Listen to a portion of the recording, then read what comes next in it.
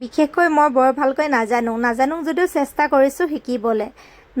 নাজানো বুলি যদি আমি থমকি ৰওঁ কেতিয়াও আমি সেই কামটো শিকিব নোৱাৰিম বা কৰিব নোৱাৰিম। যদি আমি চেষ্টা কৰোঁ এদিন নহয় এদিন আমি সেই কামটো সুন্দৰ কৰি কৰিব পাৰিম।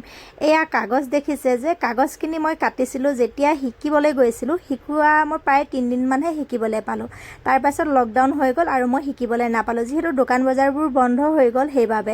আৰু তেতিয়াই মই কাগজ কাটি ৰাখিছিলোঁ। সেই কাগজৰ অনুপাতে মই কাপোৰটো কাটি লওঁ, তাৰপাছত মই ব্লাউজটো চিলাওঁ। আৰু মোৰ যিহেতু শিকা এটা আগ্ৰহ আছিল সেইকাৰণে মই কম দিনৰ ভিতৰতে অলপমান শিকি লৈছিলোঁ।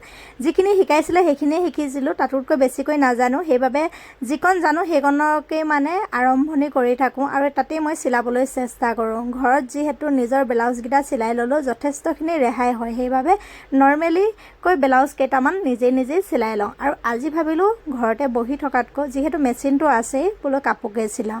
অন্ততঃ কাপোৰ চিলালে কিবা এটা নহয় কিবা এটা কামত ব্যস্ত হৈ থাকিলে মনটো ভাল লাগে। যিহেতু মোৰ ডিউটি ইভিনিং আছে, মৰ্ণিঙৰ ডিউটিৰ টাইমটোত মই ডিউটি লোৱা নাই। নতুন ডিউটি এটাত যিহেতু মই জইন কৰিছোঁ সেইটো কাৰণে মই ডিউটিটো মৰ্ণিঙৰ ভাগত যোৱা নাই আৰু ইভিনিঙত গৈয়ে আছোঁ। এতিয়া যিহেতু ঘৰতে বহি থাকিব লগা হৈছে, এমাহমান ঘৰতে থাকিব লাগিব, কাৰণ ৰুম ইনকুৱাৰী ৰাখিছে, ভেৰিফিকেশ্যনৰ ৰাখিছে। সেইকাৰণে সকলো ডকুমেণ্টছ ল'লে বাৰু। যেতিয়া মই নতুন কামত জইন হ'বলৈ যাম তেতিয়া আপোনালোকক জনাম বাৰু। কিন্তু এতিয়া যিহেতু ঘৰতে থাকি আমনি লাগিছে সেইবাবে ভাবিছোঁ কাপোৰকৈ চিলাওঁ। বিশেষকৈ কাপোৰ চিলোৱা ভিডিঅ'বিলাক দিবলৈও বেয়া লাগে, কাৰণ মই বৰ ভালকৈ নাজানো যে। সেইবাবে যিমানখিনি পাৰিছোঁ আৰু অকণমান দেখাবলৈ চেষ্টা কৰিছোঁ। সুন্দৰকৈ মই কাপোৰখিনি কাটি ল'লোঁ, তাৰপাছত ধুনীয়াকৈ চিলাম। এতিয়া বিশেষকৈ কাটি ৰাখিছোঁ। এয়া দেখিবলৈ পাইছে নহয়, এইযোৰ ধুনীয়া এযোৰ চাদৰ মেখেলা আছিল, তাৰে ব্লাউজটো চিলোৱা নাছিলোঁ, এতিয়া মই চিলাম বুলি লৈছোঁ। সেয়েহে কওঁ প্ৰত্যেকটো কাম কিন্তু আমি যদি ভাবোঁ কৰিমেই বুলি, সেই কামটো এদিন নহয় এদিন আমি কৰিব পাৰিম। মই শিকিম বুলি ভাবি আছোঁ কিন্তু টাইম পোৱা নাই শিকিবলৈ। টাইম পালেও মানে মই দোকান ওচৰতে পোৱা নাই, তেনেকুৱা এটা হৈ গৈছে, সেইকাৰণে শিকিব পৰা নাই।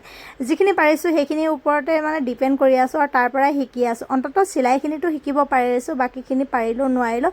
মই কাটিং এইটো ডিজাইনে কাটিং কৰিব জানো, তাতোতকৈ বিশেষ নাজানো। সন্ধিয়ালৈ জোন আৰু মই দুইজনে আহিলোঁ দোকানলৈ, যিহেতু আজি মোৰ মাছ খাবলৈ মন গৈছে আৰু লগতে তেওঁ ক'লে যে ব'লা দোকানৰ পৰা মাছ আনোগৈ।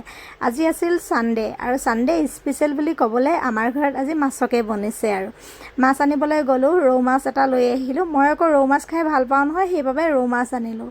এইপিনে মাছ কেইপিচ ফ্ৰাই কৰি লৈছোঁ, লগতে এইপিনে ধুনীয়াকৈ আজি বনাম বন্ধাকবি, আলু আৰু লগতে বিলাহী।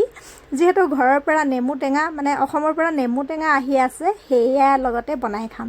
বিশেষকৈ নেমু টেঙা মোৰ ঘৰৰ পৰা দিয়া নাই বাৰু দেই, জোনৰ বন্ধুৱেকক মাকে দি পঠাইছিল বন্ধুৱেকৰ কাৰণে, তাৰ লগতে বনাই খাব লৈছোঁ। তাৰপিছত আহি গ'লোঁ দোকানলৈ। দোকানৰ পৰা আম কেইটামান আনিছোঁ।